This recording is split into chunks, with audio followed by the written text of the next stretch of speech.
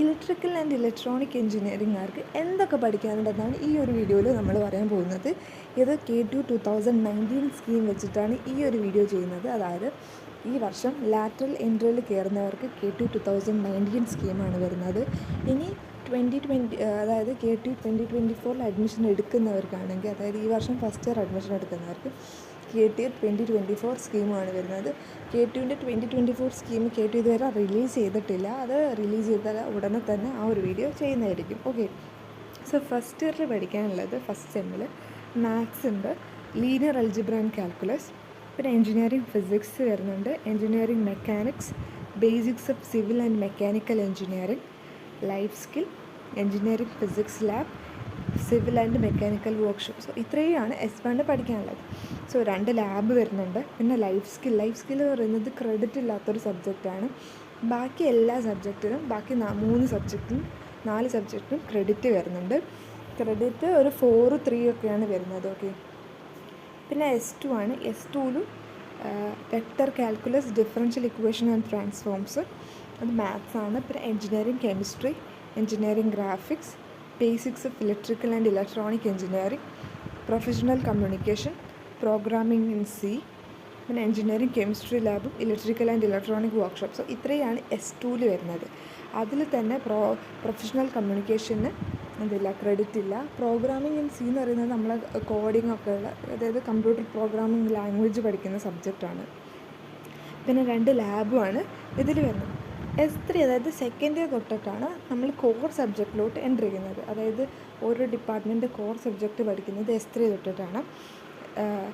Partial differential equation and complex analysis, അത് maths ആണ്. പിന്നെ വരുന്നത് circuit and network, measurement and instrumentation, analog and electronics, ഇത് 3ഉം ഇലക്ട്രിക്കലിൻ്റെ കോർ സബ്ജക്റ്റായിട്ട് വരുന്നതാണ്. പിന്നെ ഡിസൈൻ ആൻഡ് എഞ്ചിനീയറിങ്ങും സസ്റ്റൈനബിൾ എഞ്ചിനീയറിങ്ങും.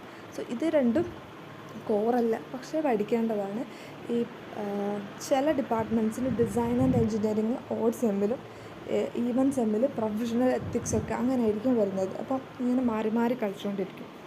ഓക്കെ, ഇപ്പോൾ ഇവർക്ക് ചിലപ്പം പ്രൊഫഷണൽ എത്തിക്സ് ആയിരിക്കും വരുന്നത്, അല്ലെങ്കിൽ ഡിസൈൻ ആൻഡ് എഞ്ചിനീയറിങ്, പിന്നെ സസ്റ്റൈനബിൾ എഞ്ചിനീയറിങ്. സോ ഇത് 2നും ഏതോ ഒന്നിനും എന്തായാലും ക്രെഡിറ്റ് ഇല്ല, വേറൊന്നിന് കുറച്ച് ക്രെഡിറ്റേ വരുന്നുള്ളൂ. ഓക്കെ, പിന്നെ സർക്യൂട്ട് ആൻഡ് മെഷർമെൻറ്റ് ലാബും അനലോഗ് ആൻഡ് ഇലക്ട്രോണിക്സ് ലാബും. സോ 2 ലാബുമാണ് പിന്നെ വരുന്നത്. പിന്നെ S3ൽ നിങ്ങൾക്ക് മൈനർ എടുക്കാം, അതായത് വേണമെങ്കിൽ എടുക്കാം, വേണമെങ്കിൽ എടുക്കണം, നിർബന്ധമൊന്നുമില്ല. അതായത് നമ്മുടെ ഡിപ്പാർട്ട്മെൻറ്റിൻ്റെ സബ്ജക്ട്സ് അല്ലാതെ വേറെ ഡിപ്പാർട്ട്മെൻറ്റിൻ്റെ സബ്ജക്ട്സ് എടുത്തിട്ട് നമുക്ക് പഠിക്കാം. അതായത് ഇപ്പോൾ നമുക്ക് CS-ൻ്റെ മെഷീൻ ലേണിംഗ് പഠിക്കാം, അല്ലെങ്കിൽ ട്രിപ്പിളിൻ്റെ റിന്യൂവബിൾ എഞ്ചിൻ ട്രിപ്പിളിൻ്റെ പഠിക്കാൻ പറ്റില്ല, അല്ലെങ്കിൽ സിവിലിൻ്റെ ഏതെങ്കിലും സബ്ജക്റ്റ് പഠിക്കാം. അങ്ങനെ ഏതെങ്കിലുമൊക്കെ നമുക്ക് പഠിക്കാൻ പറ്റുന്നതായിരിക്കും. ഓക്കെ, അപ്പോൾ അത് നമുക്ക് എടുക്കാം. പിന്നെ ഇതെടുത്തിട്ട് മൈനറിൽ ഏതെങ്കിലും ഇയറിൽ സപ്ലി വന്നാൽ പിന്നെ നമുക്കത് കണ്ടിന്യൂ ചെയ്യാൻ പറ്റില്ല. ബാക്കി നമ്മുടെ കോർ സബ്ജക്റ്റൊക്കെ സപ്ലി വന്നാൽ നമുക്ക് എഴുതിയെടുക്കാം. പക്ഷേ ഇത് മൈനറിൽ സപ്ലി വന്നാൽ അപ്പോൾ ഡ്രോപ്പായി പോകും, പിന്നെ നമുക്കത് കണ്ടിന്യൂ ചെയ്യാൻ പറ്റില്ല. ഓക്കെ, സോ നിർബന്ധമില്ല, എടുക്കൽ നിർബന്ധമില്ല, എടുത്താൽ നല്ലതും അതാണ് വരുന്നത്. ഓക്കെ, പിന്നെ S4 ആണ്. S4ൽ probability, random process and numerical മെത്തേഡാണ് മാത്സ് വരുന്നത്. പിന്നെ DC machines and transforms, electro magnetic theory, digital electronics. So ഇത് 3ഉമാണ് എന്തായിട്ട് വരുന്നത്, കോർ സബ്ജക്റ്റായിട്ട് വരുന്നത്. പിന്നെ പ്രൊഫഷണൽ എത്തിക്സ് കോർ സബ്ജക്റ്റ് അല്ല. അതുപോലെ constitution of India. Professional ethics എന്ന് പറഞ്ഞാൽ നമ്മൾ എത്തിക്കലി കുറച്ച്, ഒരു എഞ്ചിനീയർ ആകുമ്പോൾ നമ്മൾ എത്തിക്കലി കുറച്ച് ചിന്തിക്കാറുണ്ട്. ആ ഒരു സബ്ജക്റ്റാണ് പ്രൊഫഷണൽ എത്തിക്സ് വരുന്നത്. കോൺസ്റ്റിറ്റ്യൂഷൻ ഓഫ് ഇന്ത്യ എന്ന് പറഞ്ഞാൽ നമ്മളെ ഇന്ത്യൻ ഭരണഘടനയും പ്രിയാമ്പിൾസ് അതൊക്കെ പഠിക്കുന്ന ഒരു സബ്ജക്റ്റാണ് കോൺസ്റ്റിറ്റ്യൂഷൻ ഓഫ് ഇന്ത്യ. പിന്നെ 2 ലാബാണ്, ഇലക്ട്രിക്കൽ മെഷീൻ ലാബും ഡിജിറ്റൽ ഇലക്ട്രോണിക്സ് ലാബ്. സോ ഈ 2 ലാബുമാണ് S4ൽ വരുന്നത്. പിന്നെ S4ൽ മൈനർ ഉണ്ടെങ്കിൽ നമുക്ക് മൈനർ എടുക്കാം, അല്ലെങ്കിൽ നമുക്ക് ഹോണേഴ്സ് എടുക്കാം. ഹോണേഴ്സ് എന്ന് പറഞ്ഞാൽ നമ്മുടെ ഡിപ്പാർട്ട്മെൻറ്റിൻ്റെ തന്നെ ഒരു സബ്ജക്റ്റിനെ ഹയറായിട്ട് പഠിക്കുന്നതിനാണ് ഹോണേഴ്സ് എന്ന് പറയുന്നത്. ഹോണേഴ്സ് എടുക്കണമെങ്കിൽ കുറച്ച് ക്രൈറ്റീരിയാസ് ഉണ്ട്. അതായത് 8.5 എബോവ് അങ്ങനെ എന്തോ CGPA എന്തായാലും വേണം. അതായത് S3 വരെ അത്രയും CGPA ഉണ്ടായിരിക്കണം.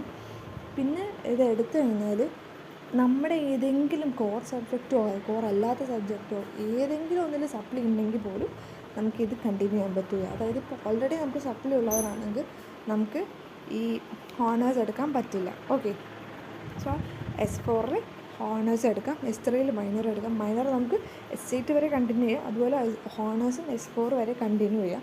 സപ്ലി ഉണ്ടാക്കാൻ പാടില്ല, അതാണ് ഏറ്റവും ഇമ്പോർട്ടൻ്റ് ആയിട്ടുള്ള കാര്യം. സപ്ലി വന്നാൽ ഡ്രോപ്പായി പോകും. പിന്നെ അത് വരുന്നത് തേർഡ് ഇയറിലാണ്. തേർഡ് ഇയറിൽ S5 ഇട്ടിട്ട് മാത്സ് ഇല്ല.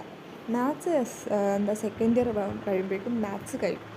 പിന്നെ power system 1, micro processor and micro controller, signals and systems, synchronous and induction machines. ഇത് 4 ഇലക്ട്രിക്കലിൻ്റെ കോറായിട്ട് വരുന്നത്. പിന്നെ IFT, അതായത് ഇൻഡസ്ട്രിയൽ എക്കണോമിക്സ് ആൻഡ് ഫോറിൻ ട്രേഡാണ്. അത് എക്കണോമിക്സ് പഠിക്കുന്നതാണ്, എക്കണോമിക്സാണ് ആ സബ്ജക്റ്റ്. പിന്നെ ഡിസാസ്റ്റർ മാനേജ്മെൻറ്റിന് ക്രെഡിറ്റ് ഇല്ല. ഡിസാസ്റ്റർ മാനേജ്മെൻറ്റ് എന്ന് പറഞ്ഞാൽ ഒരു ഡിസാസ്റ്റർ സംഭവിക്കുമ്പോൾ എന്തൊക്കെ നമ്മൾ പ്രിക്കോഷൻസ് എടുക്കണം, അങ്ങനത്തെ ഒരു സബ്ജക്റ്റാണ് ഡിസാസ്റ്റർ മാനേജ്മെൻറ്റ് വരുന്നത്. പിന്നെ 2 ലാബ് വരുന്നുണ്ട്, micro processor and micro controller ലാബും ഇലക്ട്രിക്കൽ മെഷീൻ ലാബാണ് വരുന്നത്. മെഷീൻ ലാബ് 2 ആണ് വരുന്നത്. മെഷീൻ ലാബ് 1 S4 വന്നിട്ടുണ്ടായിരുന്നു. പിന്നെ ഹോണർ ഉണ്ടെങ്കിൽ ഹോണർ, മൈനർ ഉണ്ടെങ്കിൽ മൈനർ കണ്ടിന്യൂ ചെയ്യാവുന്നതാണ്. ഓക്കെ. പിന്നെ S6 വരുമ്പം linear control system, power system 2, power electronics. പിന്നെ ഇലക്റ്റീവ് 1 എന്ന് പറഞ്ഞാൽ നമ്മുടെ ഡിപ്പാർട്ട്മെൻറ്റിൽ നിന്ന് ഒരു സബ്ജക്റ്റിനെ പഠിച്ചെടുക്കുന്നതാണ്, അതായത് ക്ലാസ്സിന് മൊത്തം പഠിച്ചെടുക്കാൻ പറ്റുന്നതാണ് ഇലക്റ്റീവ്. അത് നമുക്ക് സെലക്ട് ചെയ്യാം ഏത് വേണമെന്ന്. പിന്നെ മാനേജ്മെൻറ്റ് ഫോർ എൻജിനീയറിങ്, പിന്നെ കോംപ്രിഹെൻസീവ് കോഴ്സ് വർക്കുമാണ് വരുന്നത്. അതായത് മാനേജ്മെൻറ്റ്, അതായത് ട്രിപ്പിളിയുടെ മാനേജ്മെൻറ്റ് എങ്ങനെ മാനേജ്മെൻറ്റ് ചെയ്യണം, അങ്ങനത്തെ ഒരു സബ്ജക്റ്റാണ്. പിന്നെ കോംപ്രിഹെൻസീവ് കോഴ്സ് വർക്ക് എന്ന് പറഞ്ഞാൽ S5 വരെ നമ്മുടെ കോർ സബ്ജക്റ്റിന് നമ്മൾ MCQ വെച്ചിട്ട് ഒരു എക്സാം നടത്തൂലേ, അതാണ് സംഭവം CCW എന്ന് പറഞ്ഞത്. ഇപ്പോൾ 50 ക്വസ്റ്റ്യൻസ് ആയിരിക്കും ഉണ്ടാവുക. ഒരു ക്വസ്റ്റ്യൻസ് 1 മാർക്കായിരിക്കും. പക്ഷേ 25 ക്വസ്റ്റ്യൻസ് കറക്റ്റ് ആയാലേ നമ്മൾ പാസ്സാവുള്ളൂ. 25 ക്വസ്റ്റ്യൻ കറക്റ്റ് ആയില്ലെങ്കിൽ നമുക്ക് സപ്ലി വരും. ഓക്കെ. പിന്നെ പവർ സിസ്റ്റം ലാബും പവർ എക്കണോമിക്സ് ലാബും. സോ 2 ലാബുമാണ് വരുന്നത്. പിന്നെ ഹോണർ ഉണ്ടെങ്കിൽ ഹോണറും, മൈനർ ഉണ്ടെങ്കിൽ മൈനറും. സോ ഇത്രയാണ് S6 പഠിക്കാനുള്ളത്. S7 4th ഇയർ എത്തുമ്പോൾ നമുക്ക് അഡ്വാൻസ്ഡ് കൺട്രോൾ സിസ്റ്റം, പിന്നെ ഇലക്റ്റീവ് 2, അതായത് നമുക്ക് നമ്മുടെ ഇതിൽ തന്നെ വേറൊരു ഇലക്റ്റീവും കൂടി എടുക്കാം. പിന്നെ ഓപ്പൺ ഇലക്റ്റീവ് എടുക്കാം. അതായത് ഓപ്പൺ ഇലക്റ്റീവ് എന്ന് പറഞ്ഞാൽ വേറെ ഡിപ്പാർട്ട്മെൻറ്റിൻ്റെ ഒരു സബ്ജക്റ്റ് നമുക്ക് പഠിക്കാം. നമ്മുടെ സിവിലായിട്ട്, അതായത് നമ്മളുടെ ഡിപ്പാർട്ട്മെൻറ്റായിട്ടുള്ള സബ്ജക്റ്റ് നമുക്ക് എടുക്കാൻ പറ്റില്ല. ഇപ്പോൾ നമ്മൾ മൈനറോ ഹോണറോ അതുമായിട്ട് റിലേറ്റഡ് ആയിട്ട് ഏതെങ്കിലും സബ്ജക്റ്റ് എടുക്കുക. അതായത് ട്രിപ്പിളി ആയിട്ട് ബന്ധപ്പെട്ട ഒരു സബ്ജക്റ്റ് നമുക്ക് എടുക്കാൻ പറ്റില്ല. അതുപോലെ നമ്മളിപ്പോൾ മൈനർ ഞാൻ സിവിലാണ് എടുത്തതെങ്കിൽ എനിക്ക് സിവിലായിട്ട് റിലേറ്റഡ് ആയിട്ടുള്ള ഒന്നും എടുക്കാൻ പാടില്ല. സോ അങ്ങനെയാണ് ഓപ്പൺ ഇലക്റ്റീവ് വരുന്നത്. പിന്നെ ഇൻഡസ്ട്രിയൽ സേഫ്റ്റി എൻജിനീയറിംഗ് വരുന്നുണ്ട്. പിന്നെ ഒരു കൺട്രോൾ സിസ്റ്റം ലാബ്, അതായിരിക്കും നമ്മുടെ ലാസ്റ്റ് ലാബായിട്ട് വരുന്നത്. പിന്നെ സെമിനാറും പ്രോജക്റ്റ് ഫേസ് 1. സോ സെമിനാർ ആ സെമ്മിൽ തന്നെ ഉണ്ടായിരിക്കണം. പിന്നെ പ്രോജക്റ്റ് ഫേസ് 1 S8ൻ്റെ ഒരു പ്രിപ്പറേഷൻ പോലെ ആയിരിക്കും. പിന്നെ ഹോണർ ഉണ്ടെങ്കിൽ ഹോണർ, മൈനർ ഉണ്ടെങ്കിൽ മൈനർ. പിന്നെ S8 വരുന്നത് electrical system design and estimation. പിന്നെ ഇലക്റ്റീവ് 3, ഇലക്റ്റീവ് 4, ഇലക്റ്റീവ് 5. പിന്നെ കോംപ്രിഹെൻസീവ് കോഴ്സ് വൈവാണ്. അതായത് ഇത്രയും സെമ്മിൽ നമ്മൾ പഠിച്ചതിൻ്റെയൊക്കെ ഒരു വൈവ സെക്ഷൻ ആയിരിക്കും. പിന്നെ വരുന്നത് പ്രോജക്റ്റ് ഫേസ് 2, അതായത് മെയിൻ നമ്മുടെ പ്രോജക്റ്റ് കംപ്ലീറ്റ് ചെയ്യുന്ന ഫേസ് ആയിരിക്കും. പിന്നെ ഹോണർ ഉണ്ടെങ്കിൽ ഹോണർ, മൈനർ ഉണ്ടെങ്കിൽ മൈനർ. സോ ഇത്രയുമാണ് ഒരു ഇലക്ട്രിക്കൽ എഞ്ചിനീയറിംഗ് പഠിക്കുന്ന കുട്ടി S1 തൊട്ടിട്ട് S8 വരെ പഠിക്കാനുള്ളത്. ഓക്കെ. എന്തെങ്കിലും ഡൗട്ട് ഉണ്ടെങ്കിൽ കമൻറ്റ് ചെയ്യുക. Thank you.